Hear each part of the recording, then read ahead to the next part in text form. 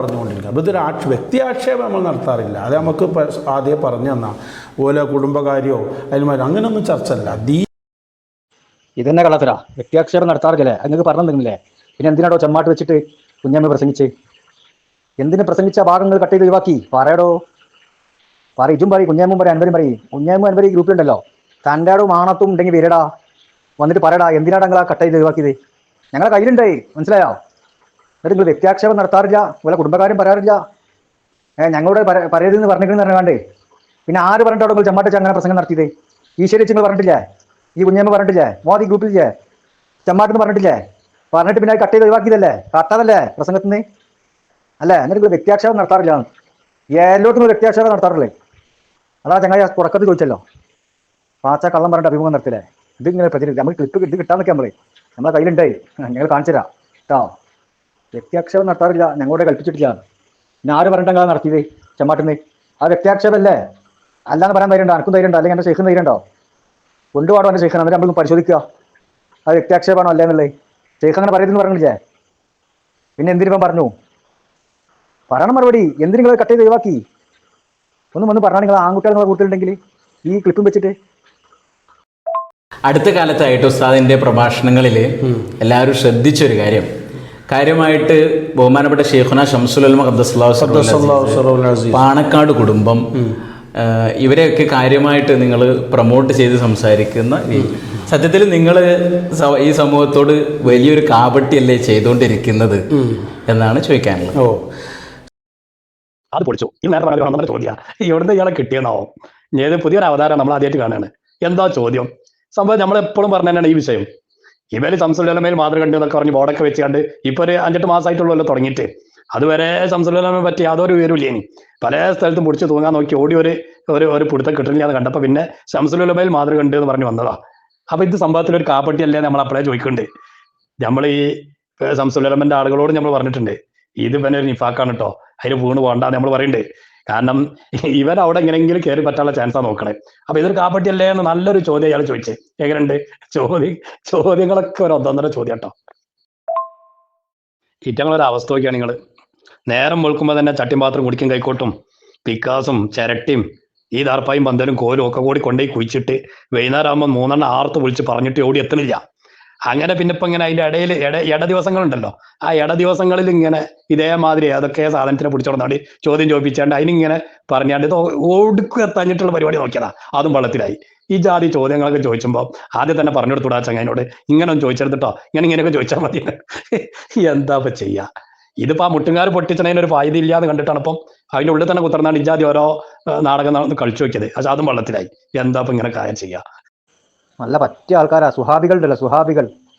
ആ സുഹാബികളെ ചാനലാണ് ന്യൂസ് 26. ഓല വിളിച്ചിരുത്തിക്കാണ്ട് ഇപ്പം പറ്റിയ കൂട്ടാളികളാ. ചക്കിക്കത്ത ചങ്ങരം എന്ന് പറഞ്ഞാൽ ഈനാമ്പേച്ചിക്ക് മരപ്പെട്ടി കൂട്ടുകാരില്ലേ കുഞ്ഞാമ്പേ? അതേമാതിരി പറ്റിയ ടീമാ.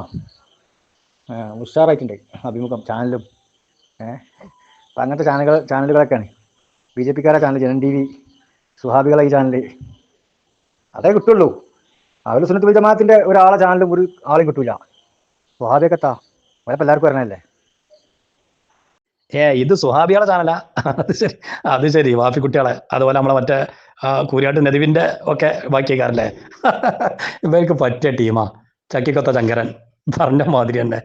ഏതായാലും കുരുവട്ടൂരികളെ എങ്ങനെയെങ്കിലും ഈ സത്യപ്രസ്ഥാനത്തിനെ തോണ്ടാൻ പറ്റിയ ചാൻസ് എവിടുന്നൊക്കെ കിട്ടുമോ അത് നോക്കി നടക്കുകയാണ്. അതിനിപ്പോൾ ഏത് വഹാബിയാണെങ്കിലും വേണ്ടില്ല, ഏത് നിരീശ്വരവാദി ആണെങ്കിലും വേണ്ടില്ല, ഏത് ജമാഅത്തെ ഇസ്ലാമി ആണെങ്കിലും വേണ്ടില്ല.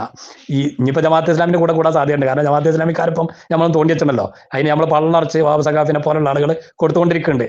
അപ്പൊ ഇനി ജമാഅത്തെ ഇസ്ലാമിക്ക് ഒരു താങ്ങായിട്ട് ചിലപ്പം ഒട്ടൂരിയാൾ ഒന്നുകൂടായില്ല. വരും, ഒന്നുകൂടായില്ല എന്നല്ല, ഒരു വരും, വരാതിരിക്കൂല, നോക്കണ്ടി. ഇത് കാപ്പട്ടിയല്ലേന്ന് വെച്ചാൽ അതിന് മറുപടി ഒന്നുമില്ല. അത് ഞങ്ങളെ മശായിഖന്മാർ ഞങ്ങളോട് അങ്ങനെ പറയാനും ചെയ്യാനും പറഞ്ഞാണ്. ഞങ്ങൾക്ക് ഒരു പറഞ്ഞ എന്താണ് അത് ചെയ്യാൻ ഞങ്ങൾക്ക് പണി. ആ മശായിഖന്മാരെ കാപ്പറ്റിയാണ്. ഓൻ്റെ ഷെയ്ഖ് എന്ന് പറഞ്ഞാൽ ഞങ്ങൾ കാപ്പറ്റിയാണ്. ആർക്കാ തിരിച്ചറിയാത്ത നിലനിൽപ്പ് വേണ്ടേ? അതിന് ലീഗിൻ്റെയും സ്വഹാബികളെയും ഓല കൂർത്ത് കൂടുക, പാണക്കാട് ചങ്ങന്മാരെ പൊന്തിച്ച് വരിക, ശംസുലമനെ പൊന്തിച്ച് വരിക, എന്നിട്ട് അതിനാരെയും കിട്ടുമോ നോക്കുക. അത് പുതിയ നമ്പറാണ്. അതിന് 1 നമ്പർ കാപ്പറ്റിയാണ്. അതെല്ലാവർക്കും അറിയാം ആ കാപ്പറ്റിയാന്നുള്ളത്. അതുകൊണ്ടാണ് ആ ചങ്ങായി വരെ ചോദിച്ചത്. അതിന് വ്യക്തമായൊരു മറുപടി പറയാൻ കഴിഞ്ഞിട്ടില്ല. മനസ്സിലായോ? അപ്പം എന്താ കാപ്പട്ടിയം എൻ്റെ ഷെയ്ഖിൻ്റെ പേരിലിട്ടു എന്നേ അവിടെ പറയാൻ പറ്റുള്ളൂ. കാപ്പട്ടിയുമായി തന്നെ അവിടെ നിൽക്കുന്നുണ്ട്. ഒന്നര ശവാലി എന്ന് പറഞ്ഞ പോലെ 1.5 ഇന്റർവ്യൂ ആയിട്ടുണ്ടല്ലോ വട്ടൂരികളായത്.